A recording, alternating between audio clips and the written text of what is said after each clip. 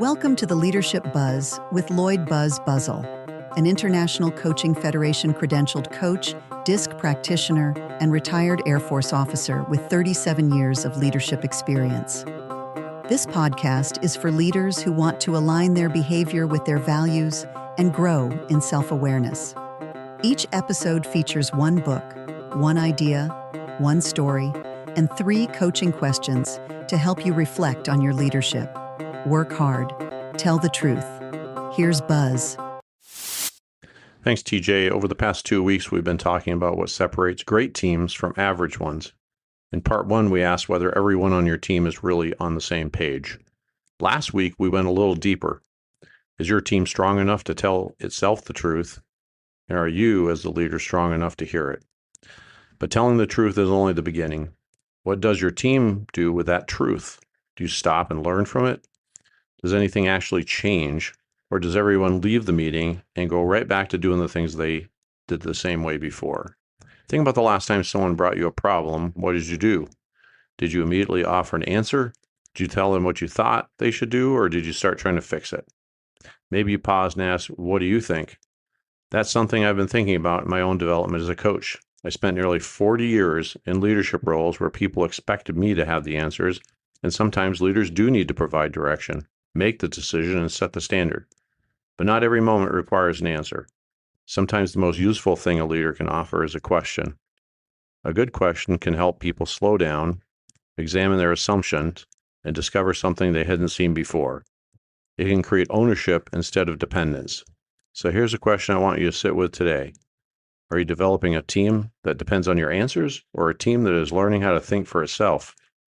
Today, we're going to explore what it means to become a little more coach-like as a leader, and how better questions can help good teams continue to learn, adapt, and grow. TJ, tell us a little more. Last week, Buzz explored why trust and healthy conflict are essential to every high-performing team.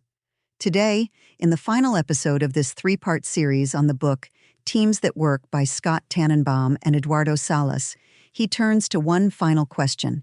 How do great teams keep getting better? It turns out the strongest teams don't leave improvement to chance. They intentionally learn, adapt, and coach one another through every success and every setback. Over to you, Buzz. Thanks, TJ. Over the last 2 weeks, we've asked 2 pretty important questions about teams. First, are we really on the same page? And second, are we strong enough to tell each other the truth when we aren't? Today, I want to take that one step further. How do great teams continue to get better? Let's begin with your team. Think about the last time your team completed something really important. Maybe it was a major project, an inspection, a difficult event, or even a meeting that didn't go quite as planned. What happened next? Did your team pause and talk about what it learned, or did everyone immediately move on to the next thing? Most teams are really good at moving. We finish one task, check the box, and start working on whatever's waiting for us. There's always another deadline, another meeting, or another problem demanding our attention. But movement and improvement aren't necessarily the same thing. So a team can remain extremely busy without ever getting much better. In Chapter 10 of Teams That Work, Tannenbaum and Salas describe coaching as one of the 7 drivers of team effectiveness. Now, when they use word coaching, they aren't talking only about bringing in someone like me as a professional coach. They're talking more broadly about leadership. The functions that must happen for a team to perform, grow, and adapt. They identify 7 essential leadership functions. I want to give you all 7, but don't worry about trying to memorize them. Instead, just listen for one that catches your attention, and which one makes you think our team could use that, more of that. The first is ensuring clarity and alignment. Does everyone understand where the team is going, what matters most, and how their work contributes? The second is holding teammates accountable. Does your teammates or your team address commitments that aren't being met, or does accountability rest entirely with the boss? Third, remove obstacles and garner support. Does the team have the resources, authority, relationships, and support it needs to succeed? Fourth, manage team emotions and attitudes. What happens to the team when frustrations, disappointment, or pressure begins to build? What happens there? Maybe just think about a description of how that works. And then fifth, foster psychological safety. We've talked about it a lot on this podcast over the past ones. Can people raise concerns, admit mistakes, and offer a different point of view without worrying about how the team will respond? We've talked quite a bit about psychological safety, and we'll talk about more in another episode. 6, encourage participation and empowerment. Are people invited to contribute and make decisions? Or do they wait for the leader or for yourself to provide every answer? 7, promote learning and adaptation. Can the team learn from experience and change how it works when the situation changes? Clarity, accountability, support, emotions, psychological safety, empowerment, learning. Which one of those stood out to you? Which one is strongest on your team? And what does that look like? What makes you say that? Buzz, that sounds like a lot for one leader to carry. Is the leader expected to perform all 7 of those functions personally? That's a great question, TJ. The leader is still accountable for the team. That doesn't change. But that doesn't mean the leader has to perform every leadership function personally. In fact, if the leader is the only person providing clarity, holding people accountable, managing emotions, solving problems, or helping the team learn, what happens when that leader isn't there? We all know that. That may not be a strong team.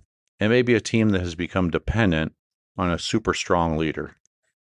The authors discuss 3 different leadership approaches: transformational leadership, shared leadership, and servant leadership.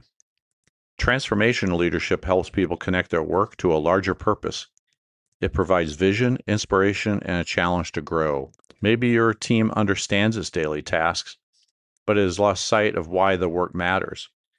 What could you do to reconnect that team to its purpose? Servant leadership begins from a different place. The leader listens, develops people, removes obstacles, and places the needs of the team ahead of their own. Maybe your team already understands the mission, but something else is getting in the way. What would happen if you ask, what do you need from me in order to succeed? And also shared leadership, and it recognizes that the leadership doesn't always have to come from the person with the title. Team members can step forward, they can offer clarity, hold one another accountable, manage the temperature in the room, and help the team learn. And I think you all know, if you follow me on LinkedIn, how I feel about servant leadership. And we're going to do a podcast 2-parter later this year just on that alone. So perhaps the question isn't which leadership approach is best. Maybe the better question is, what kind of leadership does this team need right now, and who is best positioned to provide it?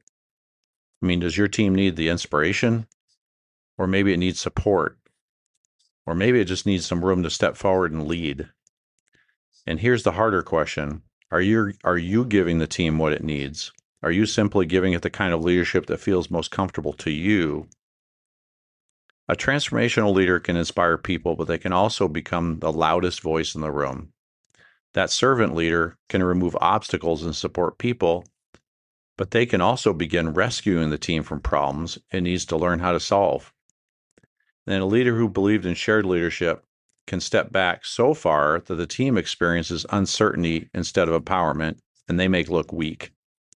Every leadership strength can become less helpful when it's used without considering what the team actually needs. So instead of just asking the question, what is my leadership style? Maybe try asking, what is my leadership creating within this team? Is it creating clarity or dependence, accountability, compliance, participation or silence, learning or simply being more activity? Great teams don't get much better because one leader does everything. They get better because the leadership functions the team needs are consistently fulfilled, and because the team gradually becomes capable of fulfilling most of those functions or more of those functions for itself. Buzz, you said great teams eventually become capable of fulfilling more of those leadership functions for themselves. How does a leader help a team reach that point without stepping away from their responsibility to lead? Great question, TJ. Because shared leadership doesn't mean the leader gives up responsibility. It means the leader recognizes that being accountable doesn't require pretending to have every answer or be right every time. As a commander, when I was in the Air Force, we were under quite a bit of pressure during an inspection. In response to that pressure and the situation, I directed additional training. This took a lot of resources and a lot of time. And at that time, I believed it was the right thing to do. It was my instinct. We had a problem, and I was responsible for addressing it. But as the training continued, I began to wonder initially at the beginning of it whether my direction was actually helping. There was an officer who I trusted very much and was closer to the training than I was. So in front of several members of the team, I asked her how she thought we should proceed right during the training. She was very direct. She told me we should stop the training. It wasn't helping. In fact, she believed it had become counterproductive. That created a big moment for me. I had directed the training. Everybody in the room knew it. Everybody in the squadron knew it. I could have defended that decision easily. I could have asked her to modify the training, change it around. I could have taken the conversation behind closed doors and quietly changed that course maybe later. Instead, I told her that, then do exactly that, stop the training. And she was right. We changed direction, and ultimately things turned out successful. But what stayed with me was how publicly it had happened. The team saw an officer tell a senior leader that his direction wasn't working, a commander. They also saw the senior leader, the commander, acknowledge it and changed course. I didn't step away from my responsibility to lead. I was still accountable for that decision and for the result. But in that moment, leading meant listening to the person who understood the situation and knew it better than I did. The officer demonstrated shared leadership by speaking honestly and recommending a different course. My responsibility was to create enough room for her judgment to matter and then act on it. That one moment touches several of the leadership functions described in teams that work. It encouraged participation, empowerment. It reinforced that psychological safety we always talk about. It helped us learn and adapt. And because the decision happened openly, it showed the rest of the team that speaking honestly could actually influence what we did. Now, I wish I could tell you I handled every situation that well. I didn't and still don't. There were other times when I held on to the answer too long, talked too much. If anybody knows me, that's what I do. Or tried to solve something the team was capable of solving. This is one of the tensions of leadership. Sometimes your team needs you to be clear, make the decision, set the standard. Coaching doesn't mean abandoning direction or accountability, but there's also times when the knowledge the team needs is already in the room. The leader's job is just to create enough space for it to emerge. And that can be difficult when you're under pressure. Pressure tells us to move faster, take greater control, and provide more direction. Sometimes that's exactly what the situation requires. But pressure can also narrow our views. We become so focused on fixing the problem that we stop listening to the people closest to it. A coaching approach helps us slow that moment down. It doesn't require asking question after question. Sometimes it simply means noticing something that isn't working, acknowledging that you may not see the entire picture, and inviting the right person into the conversation. Then comes the part that matters, willing to act on what you hear. There's a difference between asking for input and allowing that input to influence the decision. Teams figure that out, difference pretty quickly. If people are invited to speak, but nothing ever changes, eventually they'll stop speaking. If they see that honest input is considered, they begin to take more responsibility for the team's success. Over time, teams become more capable of seeing its own patterns and identify what needs to change, and adapting without waiting for that team leader to diagnose everything. That's how shared leadership works.